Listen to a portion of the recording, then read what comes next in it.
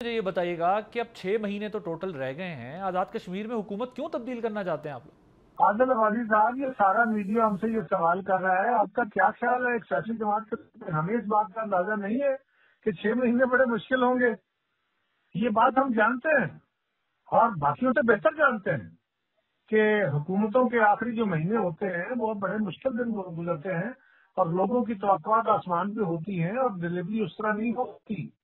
لیکن اگر ایک حکومت جو بیٹھی ہوئی ہے، پہلے 2 بڑے خوفناک کرائسس کھڑے کر بیٹھی، اب ایک اور کرائسس اگر کھڑا جو کہ نظر آ رہا ہے کہ ہو جائے گا اور اس کے نتیجے میں پاکستان کو ناقابل تلافی نقصان پہنچ جائے، کشمیر کا جو ایشو ہے وہ اتنا خوفناک ہو جائے کہ جو ہم برداشت نہ کر سکیں، تو کیا ایک سیاسی جماعت کی یہ ذمہ داری نہیں ہے اور صرف نفع نقصان سوچتی رہے گی؟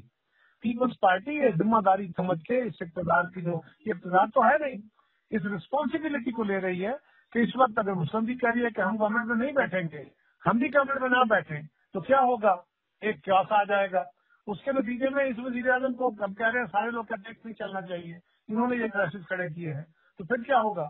پھر ایک ان ریپرزینٹیڈ گورنمنٹ آ جائے گی، کوئی ٹیمپریری گورنمنٹ ہی آئے اور اس کے نتیجے میں وہاں کی صورتحال اور بگڑ سکتی ہے. تو کیا ہمیں کیا کرنا چاہیے؟ ہم ایک ذمہ دار سیاسی جماعت ہیں، اپنی ذمہ داری نبھائیں. سبسکرائب کریں اور بیل دبائیں تاکہ کوئی خبر رہ نہ جائے.